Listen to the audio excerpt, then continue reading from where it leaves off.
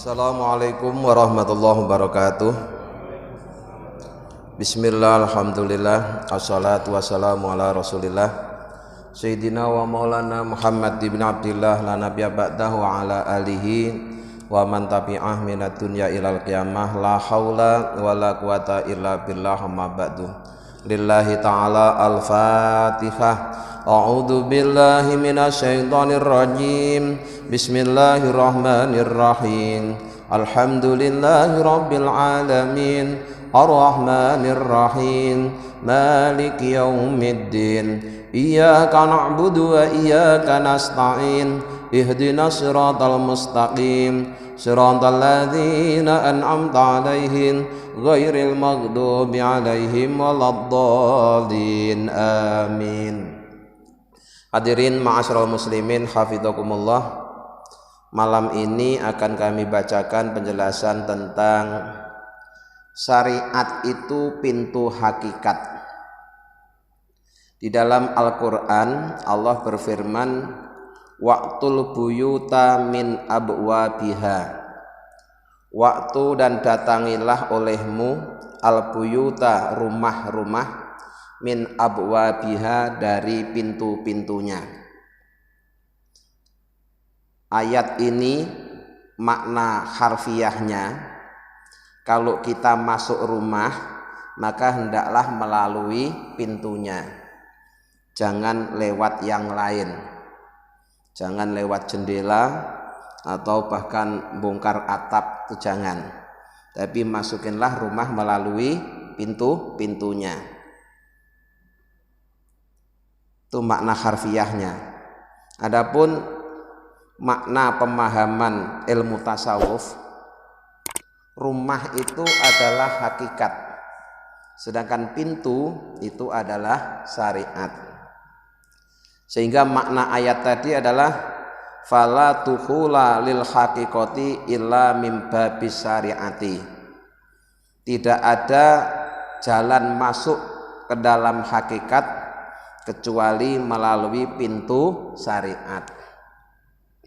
Maka seseorang tidak boleh belajar hakikat kemudian meninggalkan syariat.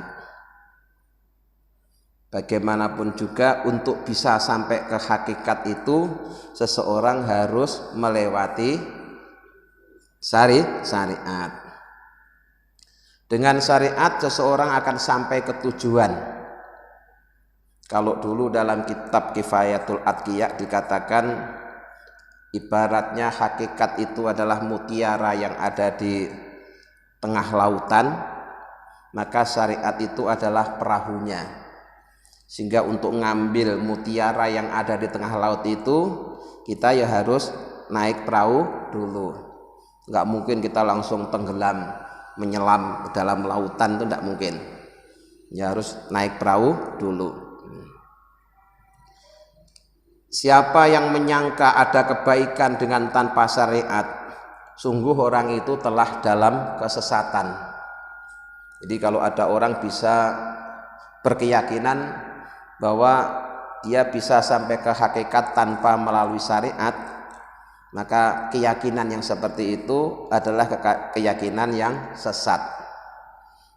Ibaratnya orang yang menuju satu tujuan tapi tidak lewat jalannya, ya nggak sampai. Untuk bisa sampai ke tujuan itu kita harus lewat jalannya, baik lewat jalan darat maupun lewat jalan udara, bahkan lewat jalan laut, tapi tetap harus melalui jalannya. Kalau tidak lewat jalannya tidak akan bisa sampai. Maka seseorang yang ceroboh dalam menjalani syariat, sesungguhnya dia telah keluar dari thariqah dan telah dicabut cahaya hakikatnya. Jadi setinggi apapun kedudukan seorang, syariat ini jangan sampai kemudian ditinggalkan. Jangankan ditinggalkan, diremehkan saja jangan. Seorang tidak boleh karena telah merasa berthariqah kemudian meremehkan syariat. Tidak ada ceritanya thariqah yang benar kalau kemudian ajarannya meninggalkan syariat. Orang yang ceroboh dalam bersyariat di samping keluar dari thariqah, dia juga telah dicabut hakikatnya. Maka berdasarkan pengalaman para ulama, banyak orang yang telah lama belajar namun tidak tampak cahaya sebagai orang yang mencintai Allah, atau dia tidak tampak sebagai orang yang kenal Allah. Semuanya itu terjadi akibat dia tidak menjaga syariat. Jadi walaupun kita belajar ilmu hakikat dalam waktu yang lama, kita tidak akan berhasil menjadi orang yang kenal Allah. Kita tidak akan berhasil menjadi orang yang punya cahaya mencintai Allah jika kita ceroboh menjalani syariat. Di syariat itu tetap penting sarananya, jalannya. Maka kemudian dikatakan kullu man taraka syari'ata min ghairi jadbin wala udrin sulukuhu kabiratun. Orang yang meninggalkan syariat tanpa jadab dan tanpa udzur, maka perjalanan rohaninya adalah merupakan dosa besar. Jadi hanya dua yang diizinkan atau dimaklumi, diberi toleransi meninggalkan syariat. Pertama, orang yang sedang jazab, yang kemarin sudah berulang-ulang kita kasih contoh ya, bahwa orang yang jazab itu lahiriahnya masih di dunia, masih ada di tengah-tengah masyarakat, tapi rohaninya sudah ketarik ke alam malakut atau bahkan ke alam jabarut. Nah, ketika dia senang menyaksikan alam malakut atau alam jabarut itu, kemudian dia lupa kalau dia itu masih di dunia. Saking senangnya itu sampai lupa dengan sekelilingnya. Seperti orang yang nonton sepak bola, pas ngelihat jagoannya berhasil memasukkan gol, dia teriak sekencang-kencangnya sambil lompat-lompat. Padahal itu terjadi tengah malam di saat orang-orang di sekelilingnya sedang tidur. Itu namanya juga jazab sebenarnya. Jazab tapi jazab bola. Nah, jazab dalam kajian ilmu tasawuf itu orang yang jazab ketika sedang diberikan kesempatan oleh Allah menyaksikan bukti-bukti keagungan dan kuasa Allah. Pertama karena jazab, yang kedua karena udzur. Udzur yang dimaklumi yaitu ketika seorang itu sedang tidur. Ya. Di orang tidur kemudian waktunya sholat dia tidak bangun dan tidak ada yang membangunkan, itu dimaklumi. Tapi syaratnya jika tidurnya itu tidak ada unsur sengaja bersembunyi. Nah, kalau sengaja bersembunyi sehingga tidak ada yang membangunkan, ya berarti ada dosa. Ya. Misalnya dia tidur di tempat yang tidak biasa dipakai untuk tidur, sehingga pas datang waktu sholat tidak ada yang bangunin, akhirnya dia nggak ada yang tahu kalau dia masih tidur, terus dia tidak sholat, akhirnya bangun waktu sholat sudah habis, ya dosa. Kenapa? Tidurnya sembunyi. Tapi kalau tidurnya di tempat yang wajar, nah, kemudian mungkin karena saking capeknya sampai nggak dengar waktunya sholat, nggak sadar, nggak tahu, sehingga sampai waktu sholat itu lewat, yaitu dimaklumi karena memang sedang tidur atau sedang pingsan, ya, sakit ingatan. Itu juga termasuk udzur-udzur yang seseorang dimaklumi bila dia meninggalkan syariat. Ya, kesalahan yang dilakukan oleh orang gila itu tidak dihukum. Kenapa? Pelakunya orang yang sedang gila. Ya. Kemudian ulama yang lain mengatakan wallahi ma ra'ainal khaira illa fiha. Demi Allah, kami tidak melihat kebaikan kecuali ada dalam syariat. Ya, di kebaikan-kebaikan ajaran agama ini sudah ada di dalam syariat. Maka kalau mencari di luar syariat, dia tidak akan mendapatkannya. Wa ma rabbahna illa minha. Dan kita tidak akan beruntung kecuali jika kita menjalaninya berdasarkan tuntunan syariat. Sekali lagi tetap syariat ini sangat penting, jangan sampai ditinggalkan, disepelekan. Jadi kalau ada kajian walaupun ngakunya ya kajian tasawuf, tapi kalau ujung-ujungnya meremehkan syariat, tidak usah diikuti. Karena yang kita tiru itu tasawuf yang diajarkan oleh baginda Rasulullah. Rasulullah itu sudah makomnya paling tinggi, orang yang paling Allah cintai saja, syariatnya masih tertib, masih disiplin. Nah, thumma dzakara samratal wirdi wa natijatahu wa huwal madadul ilahiyyu. Kemudian berikut ini akan kembali dijelaskan tentang buah wirid serta sesuatu yang dihasilkan dari wirid. Apa buah atau yang dihasilkan dari wirid? Yaitu madadul ilahi, anugerah ketuhanan. Ini kebetulan yang dibahas itu hampir sama dengan yang dibahas dalam kitab Kifayatul Atqiya, yaitu antara wirid dan warid. Nah, wirid itu kebaikan yang dilakukan secara rutin dan teratur. Bentuknya ada dalam bentuk bacaan, ada juga dalam bentuk perbuatan. Jika itu dilakukan secara rutin, itu namanya wirid. Nah, setiap kebaikan yang kita lakukan secara rutin dan disiplin itu akan membuahkan kebaikan. Nah, buahnya itu namanya madadul ilahi, yaitu anugerah ketuhanan. It biqadril istiqdadi tahsulul amdadu.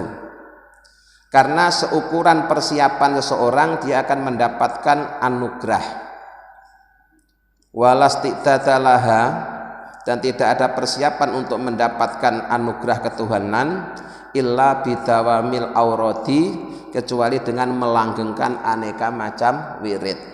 Nah, jadi seukuran usaha seseorang, seukuran persiapan seseorang, dia akan mendapatkan hasilnya. Jadi hasil itu Allah berikan sesuai dengan usahanya, sesuai dengan persiapannya. Jadi kalau misalnya ada pengumuman ya, bahwa besok ada pembagian air, kemudian masing-masing orang diperintahkan untuk mempersiapkan tempat yang dimiliki. Ada orang menyiapkan 1 ember karena kebetulan tempat yang dimiliki tinggal ember. Atau yang satu lagi punyanya hanya gayung, yang satu lagi punyanya hanya teko, punyanya hanya gelas.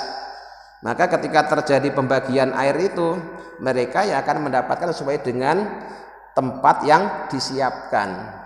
Kalau dia menyiapkan hanya gelas, ya dapat airnya 1 gelas.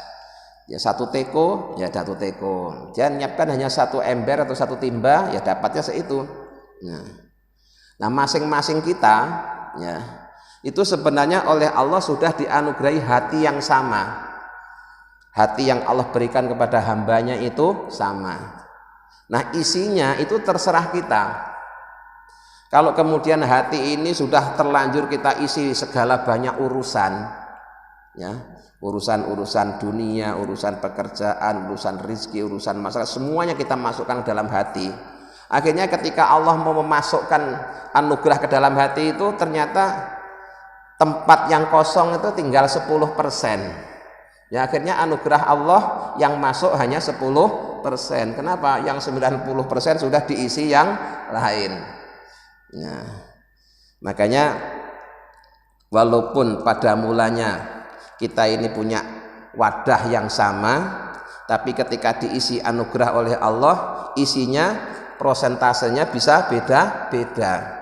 Karena ada yang hati kita itu masih menyisakan ruang yang kosong 50%, ada yang 40%, tapi ada juga yang tinggal 10%.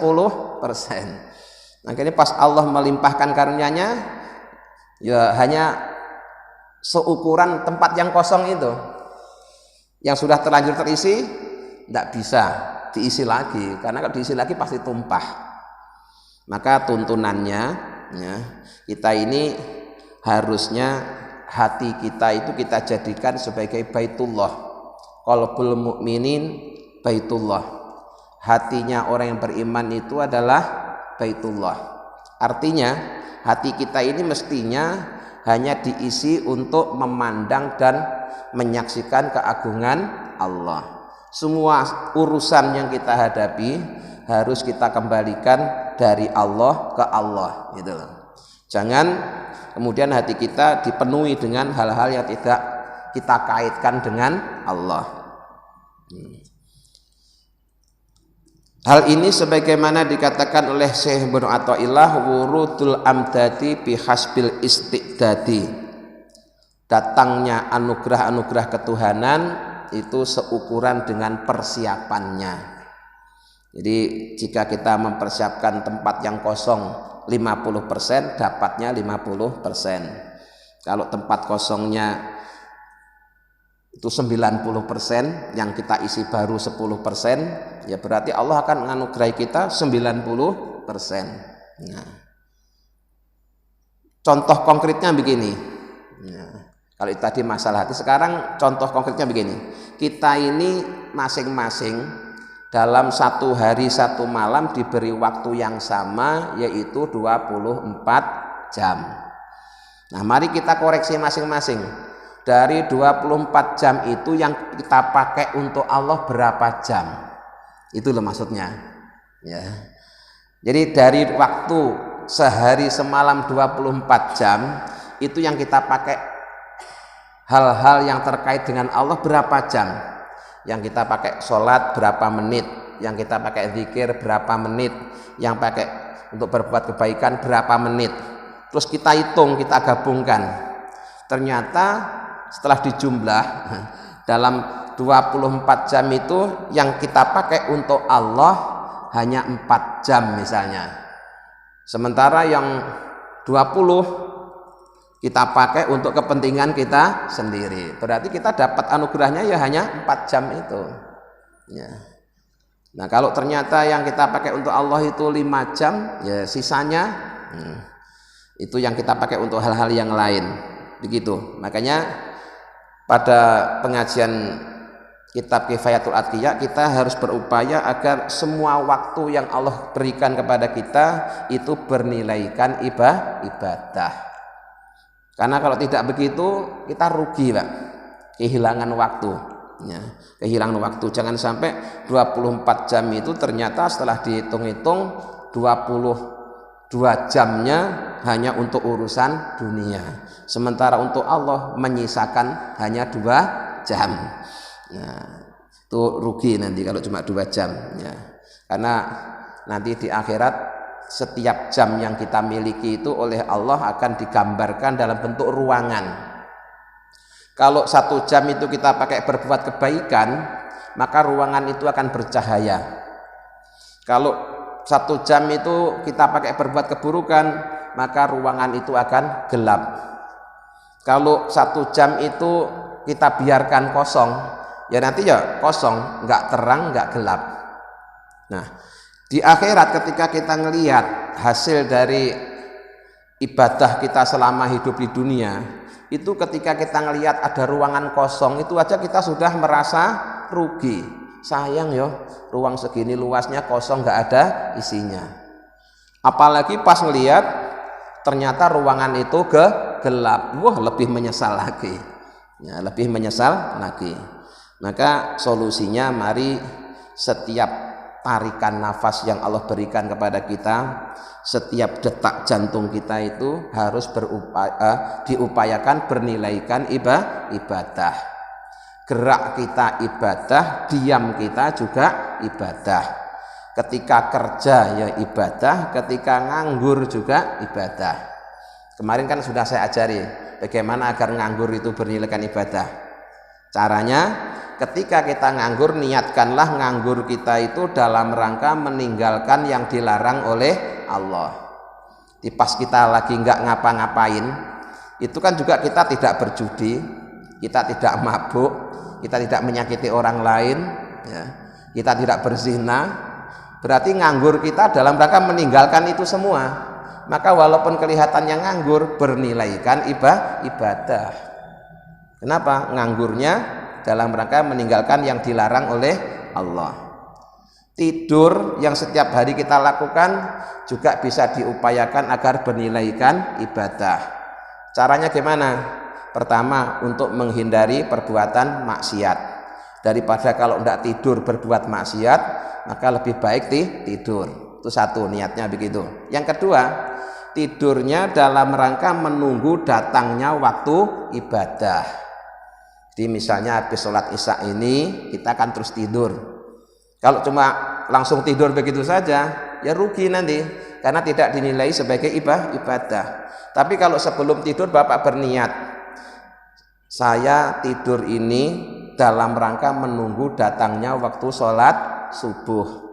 Karena waktu subuhnya masih lama, saya tunggu sambil tidur. Nah, itu tidurnya itu sudah dicatat sebagai orang yang sedang nunggu sholat subuh.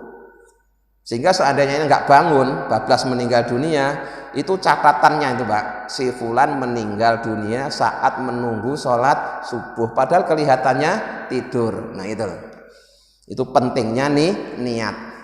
Jadi niat itu menjadikan perbuatan yang tampak biasa-biasa saja berubah menjadi luar biasa. Itu juga berlaku untuk yang lain-lain. Ketika kita kerja cari nafkah, itu juga bisa diniatkan ibadah. Ketika kita makan, ketika kita minum, itu semuanya bisa dinilai sebagai ibadah. Kuncinya ada dalam niat. Nah, niat yang benar, maka semuanya akan menjadi luar biasa. Nah, sehingga ketika waktu yang Allah berikan kepada kita itu banyak kita pakai untuk Allah, ya nanti anugerah yang kita terima dari Allah juga banyak. Tapi kalau waktu yang kita sediakan untuk Allah cuma sedikit, ya dapatnya cuma sedikit. Tidak usah nyalain siapa-siapa. Kenapa kok kamu cuma dapat 1 gelas? Ya karena yang kamu siapkan hanya 1 gelas. Itu teman-teman kok dapat 1 ember, ya karena dia menyiapkan 1 ember. Jangan nyalain, kamu kok dapat 1 ember, saya cuma dapat 1 gelas. Ya karena memang wadah yang kamu sediakan cuma 1 gelas. Nanti di akhirat itu hitung-hitungannya seperti itu. Ya. Kok dapatnya beda-beda? Ya karena memang persiapannya beda-beda. Yang disiapkan beda-beda. Al-muradu bil amdadi anwaru tawajuhi lisairin. Yang dimaksud dengan anugerah ketuhanan itu adalah cahaya-cahaya menghadap Allah. Jadi ketika kita dengar panggilan azan, kemudian hati kita merasa terpanggil untuk memenuhi panggilan Allah melalui panggilan azan, itu berarti hati kita sedang dapat cahaya dari Allah. Kalau tidak dapat cahaya dari Allah, dengar azan itu ya biasa-biasa saja, tidak ada reaksi apa-apa. Bahkan malah bisa jadi dia merasa terganggu. Loh, baru azan kok sudah azan lagi ya, malah begitu. Ya. Kenapa? Ya tadi itu. Tergantung apakah hatinya ini dapat cahaya dari Allah atau tidak. Nah, kalau dapat cahaya dari Allah, begitu dengar azan itu seakan-akan dia dipanggil untuk menghadap Allah, maka dia segera mempersiapkan diri memenuhi panggilan Allah. Wa anwarul muwajahati lil wasilin. Dan juga yang dimaksud dengan anugerah ketuhanan itulah cahaya berhadap-hadapan kepada Allah bagi orang-orang yang telah sampai. Jadi bagi orang-orang yang perjalanan rohani telah usul kepada Allah, itu tidak hanya dia menghadap tapi berhadap-hadapan dengan Allah. Jadi pas berkata inni wajjahtu wajhiya itu benar-benar seakan-akan dia berhadap-hadapan. Benar-benar menghadap lahir batin. Lahirnya menghadap kiblat, batinnya menghadap Allah. Kalau kita apakah sudah seperti itu? Ya, kadang-kadang iya, kadang-kadang tidak. Buktinya apa? Buktinya yang sering terjadi pas sholat, lahiriahnya ngadep kiblat, dia juga membaca inni wajjahtu wajhiyah, tapi yang diingat aktivitas di luar sholat. Ya, ingat pasarnya, ingat tokonya, ingat sawahnya, ingat kerjaannya. Berarti itu hatinya belum menghadap. Walaupun lahiriahnya sudah menghadap. Berarti itu belum muwajahah itu. Ya, belum muwajahah. Kalau yang sudah muwajahah itu sudah berhadap-hadapan. Tidak hanya sekedar menghadap tapi berhadap-hadapan. Fa bi qadril mujahadati takunul musahadatu. Nah, ini kalimat yang sangat populer yang diulang-ulang dalam setiap kajian tasawuf, bahwa seukuran mujahadahnya seseorang dia akan mendapatkan musahadah atau makrifat. Seukuran usahamu kamu akan mendapatkan hasil. Usahanya disebut mujahadah, hasilnya musahadah. Ketika orang sungguh-sungguh berupaya menjalankan perintah dan meninggalkan larangan Allah, maka dia telah mampu diberikan anugerah menyaksikan kebesaran Allah. Wa bi qadri takholiyati takunu tahaliyatu. Seukuran seseorang mampu mengosongkan hatinya dari sifat-sifat tercela, maka dia akan menghiasi, Allah akan menghiasi hatinya dengan sifat-sifat terpuji. Ya, ada takholi, ada tahali. Ya, takholi itu maknanya mengosongkan hati dari sifat-sifat tercela, maka nanti buahnya hati itu akan terhiasi oleh sifat-sifat terpuji. Contohnya apa? Ketika dalam hati kita ada sifat tercela dalam bentuk sombong, terus sombongnya dihilangkan. Begitu hilang sombongnya akan muncul tawadhu. Nah, tawadhu itu kebalikan dari sombong. Misalkan dalam hati kita ada sifat riya, pamer. Nah, riya ini kan sifat tercela, itu harus dikosongkan, dihilangkan, maka akan muncul ikhlas. Kemudian ketika dalam hati kita ada sifat serakah, tomak, ya, itu dihilangkan, maka akan muncul sifat qanaah dan seterusnya. Jadi seukuran usaha kita membersihkan hati kita dari sifat-sifat tercela, maka seukuran itu pula lah Allah akan menghiasi hati kita dengan sifat-sifat terpuji. Oleh karena itu mari kita bersama-sama selalu berupaya untuk melakukan mujahadah. Ya, mujahadah itu usaha lahir dan usaha batin, ya, dengan cara melaksanakan perintahnya Allah, menjauhi larangannya, baik perintah dan larangannya bersifat lahiriah maupun perintah dan larangan yang bersifat batiniyah. Jadi syariatnya dijalani, thariqahnya dijalani, maka hakikatnya akan didapat. Seorang tidak akan bisa mendapatkan hakikat bila dia tidak melewati syariat. Malam hari ini sementara ini dulu, insya Allah akan kita lanjutkan pada pengajian yang akan datang. Jadi intinya yang pertama, mari kewajiban-kewajiban kita yang terkait dengan tuntunan syariat itu kita tertibkan, kita disiplinkan. Setelah itu kemudian hati kita, ya, itu kita upayakan dibersihkan dari sifat-sifat tercela untuk kemudian dihiasi dengan sifat-sifat yang terpuji. Mudah-mudahan dengan bimbingan Allah kita bisa mengamalkannya. Amin ya rabbal alamin. Allahumma sholli ala sayyidina Muhammad wa sallim alhamdulillahi rabbil alamin. Allahumma inna nas'aluka imanan daima yaqinan shadiqan wa qalban khashi'an lisanan dzakira wa rizqan halalan wa ilman nafi'an sholihah. Rabbana atina fid dunya hasanah wa fil akhirati hasanah wa qina adzabannar. Subhana rabbika rabbil izzati amma yasifun wa salamun alal mursalin walhamdulillahi rabbil alamin. Assalamualaikum warahmatullahi wabarakatuh.